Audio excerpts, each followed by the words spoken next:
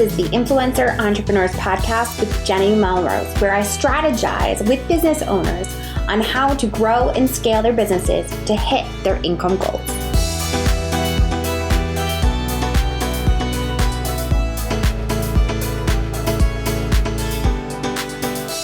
This is episode 389 of the Influencer Entrepreneurs Podcast with Jenny Melrose.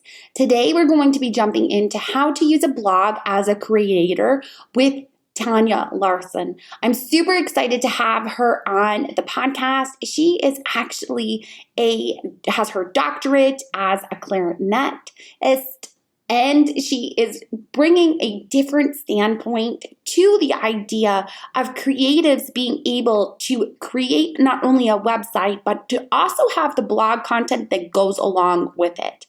As always, if you are not a member of Insiders as a podcast listener, you all get a discount of 40% off just for being podcast listeners. And inside Insiders, you're getting a weekly live training done via Zoom, as well as a monthly group coaching call. All right, you guys, let's dive in. Hi, Tonya. Welcome to the podcast. Hi, thank you so much for having me. I'm so excited to be here. I am so excited to talk to you about the conversation that we're going to have about how to use a blog as a creative. Before we actually jump into that, though, will you introduce yourself and your business? Tell us a little bit about your story, because I love your story. Absolutely. And I have an interesting story. So I am a musician by trade. I have my doctorate in clarinet performance. And when I finished my doctorate and graduated, I started applying for university positions. There were 50 clarinet positions available in the United States. I applied for all of them, and I made it to the top 2 in 2 positions. I flew out for interviews, and in both instances, they took someone with experience as I had just graduated, which is totally fair. Mm-hmm. So I'm a little scrappy. So I built up a private music studio teaching private lessons. I'm like, I'll just do this for a year. It'll be fine. And I really did enjoy it. And then the next year, there were only 5 positions open in the entire United States. So I graduated right at the time as the university platform was kind of shifting how it did things. Once again, I made it to the top 2, and they went with the other candidate. So I was like, okay, something has to happen. So I started working really hard building up my music studio. The next year, I actually was offered a job, but it was a 1-year position, and it was all the way across the country. And I was like, I spent way too hard building this business to give it all up for something that's so uncertain. So I turned it down. I did finally land that university position, decided I didn't really like it, and stuck with my studio. And I live in an area where music teachers are actually allowed to go into the schools to teach music lessons. And we can pull students out of their band class to take a music lesson. And that works really well. But there came a time where the school decided they weren't sure if this was a good idea, having strangers coming to the schools, and they decided they might pull that program. And I panicked. I had built my entire career around using this program to fully fund a full-time salary. And I realized I can't keep all my eggs in one basket. I've got to do something else. Luckily, that program stuck around. I still work within it, and they just did some legal stuff. We all got background checked, that sort of thing.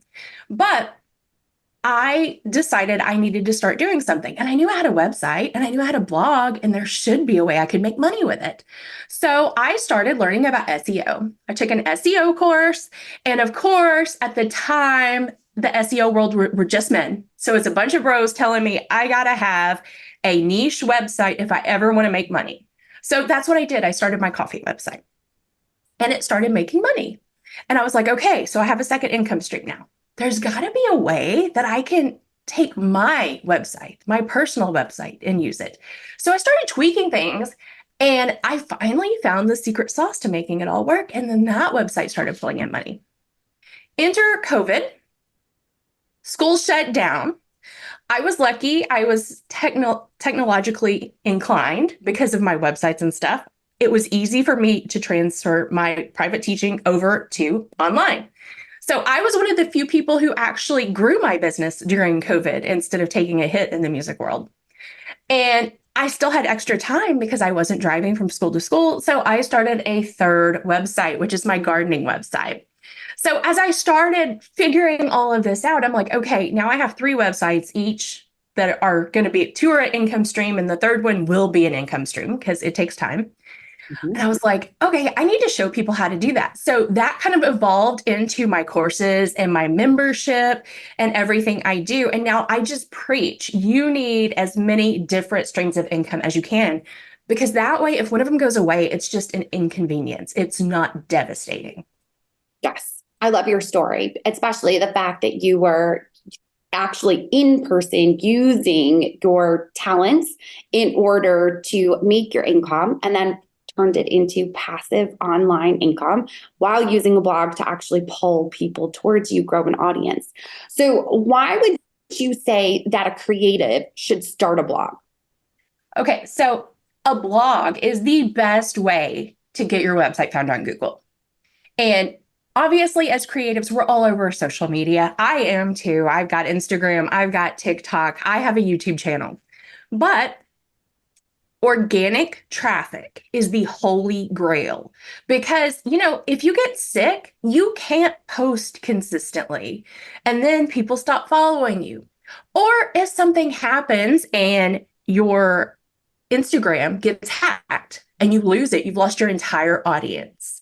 Same thing with YouTube. I have heard horror stories, but by starting a blog and slowly start building up organic traffic, because a blog and SEO is a long-term driver, you're going to start getting people in from Google. Those are people you did not have to go and engage with.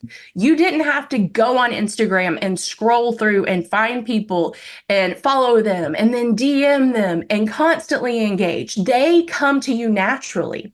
They are also your warmest leads because those people who find you through Google, they are actively searching for an answer to a question or a solution to a problem. And they found you.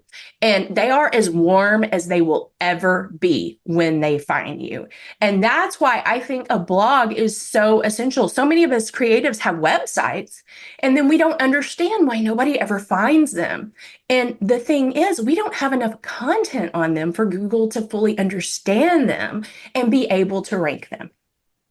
I'm glad that you brought up the piece about social media. And I'm sure my listeners are smirking, knowing what's coming and what I'm going to say, because I always tell them you cannot build your business on rented property, which is exactly what, of course, social media is. So I'm glad that you brought up the piece about a website versus a blog, because I'd love to know, when you think of that, what is the difference between a blog versus website? Okay, so the website is the thing that houses your blog. The blog is a component of your website.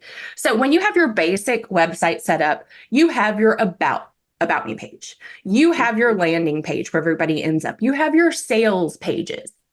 You have all of that set up. Then another set of pages you would have on there would be your blog. And you use that blog to talk about topics that are relevant to your website.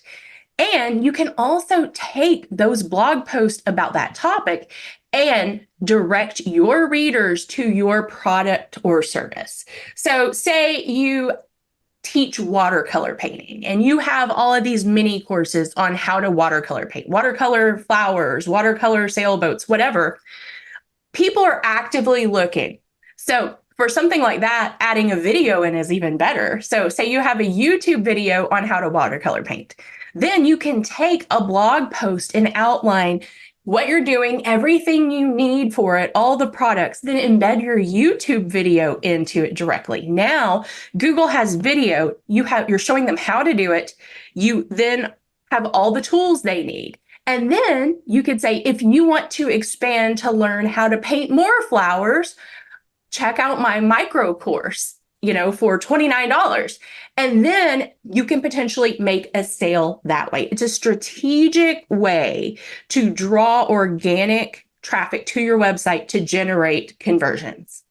Yes. And the fact that you spoke about answering the problems that they have, right? Not simply making it something difficult to define, watercolor boats, but maybe it's how do I combine the watercolors to make it look flowy or something along those lines. Again, clearly not a watercolor person. I'm not either.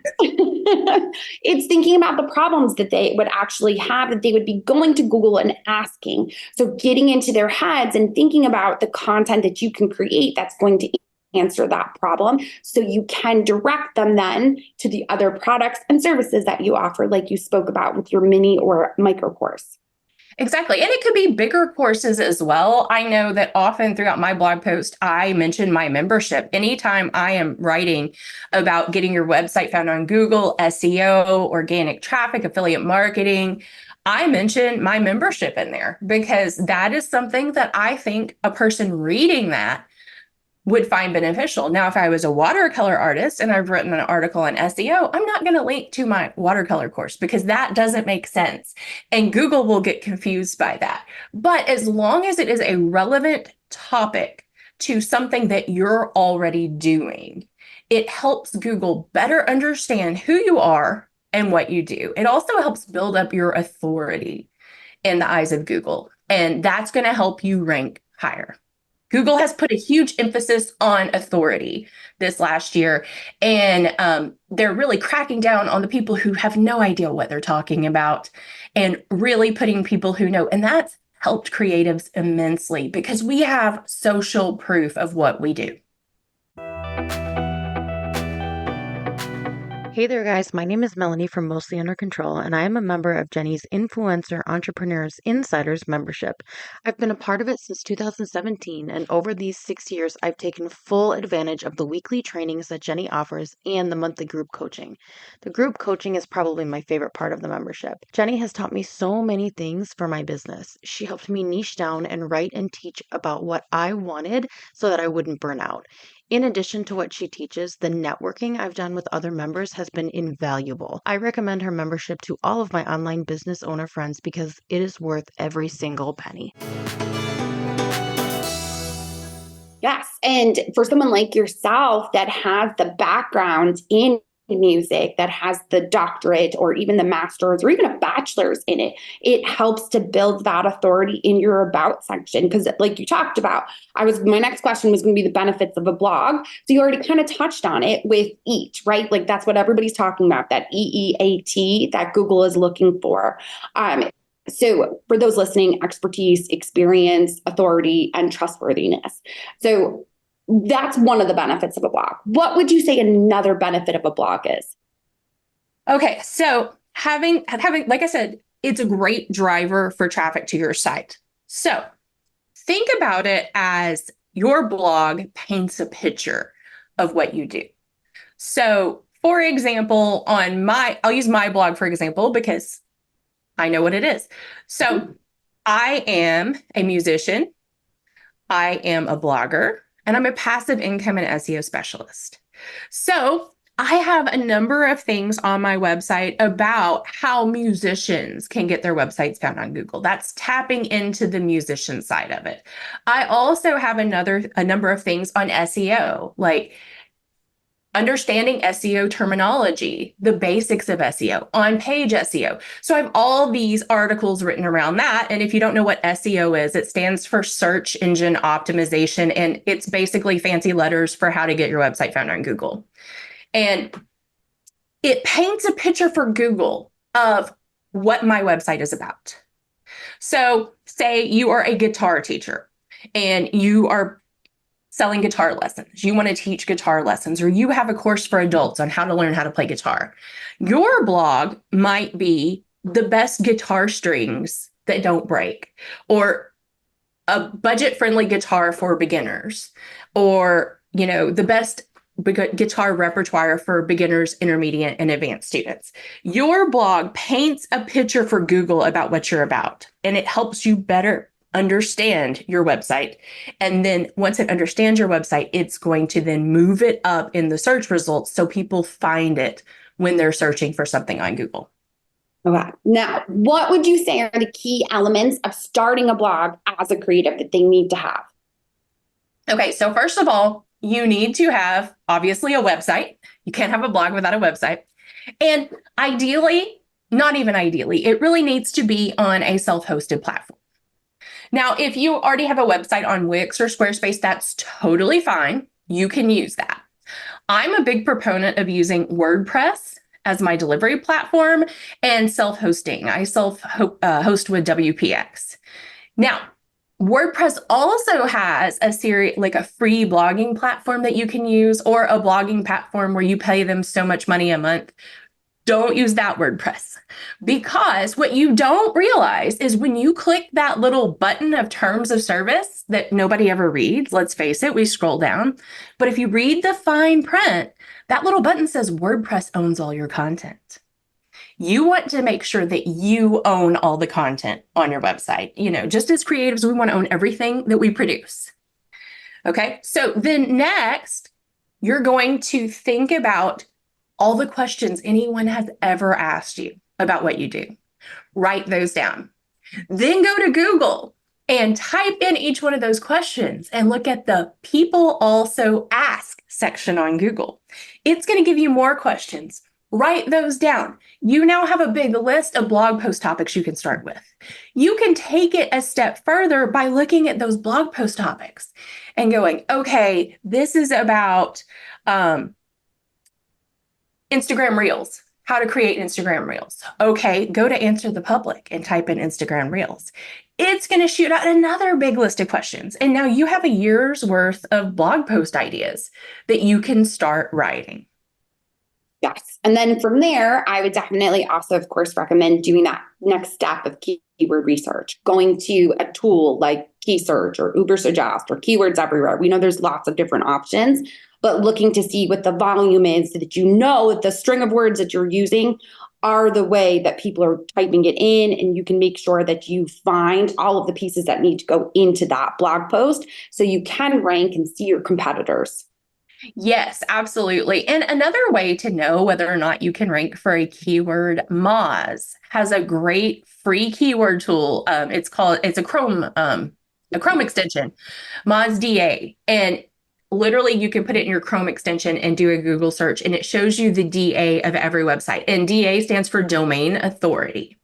And a rule of thumb is you should be able to rank along with anybody who is 30 points higher than you. So if you're just starting out and you have a DA of 0, then you can, if you see people in the 20s ranking, you have a chance of ranking as well. If you have a DA of 18, then add 30 to that number. So 58. So whatever it is, that shows you what you can rank for. And you can always tweak it. And one of the things that I think that you have done a great job of mentioning, and I think it's one of the advantages that you actually have as a creative, for my bloggers that are listening that they start the side of the blog rather than thinking of the creative side of where they're going to go. What are the problems that are being asked? Is that you have talked about already being very niche, right? Having that niched site so that people know what they are coming to you for is, I think, a definite piece of starting a blog and making sure that you are clear on that so that you're not throwing spaghetti against the wall and looking to see what's going to fit and doing food and then doing a craft and then doing a parenting tip, but rather kind of streamlining what it is that you're going to be talking about so your people know what to expect, your audience.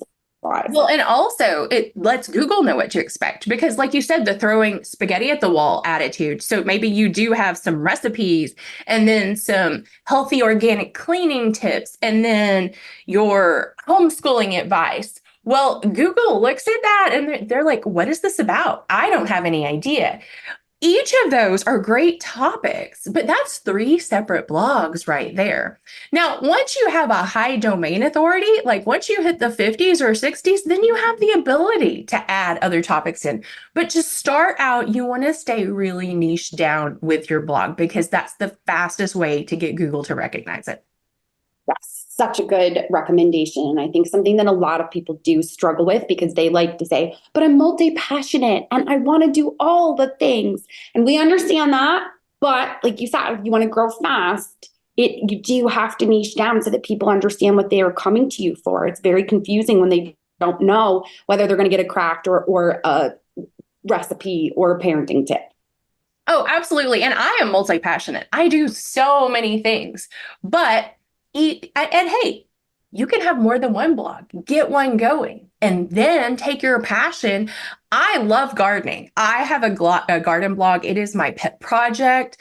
I get out in my garden and I take pictures. I've been building new garden beds yesterday. So it is one of my passions and I am using it to monetize, but I established something else first.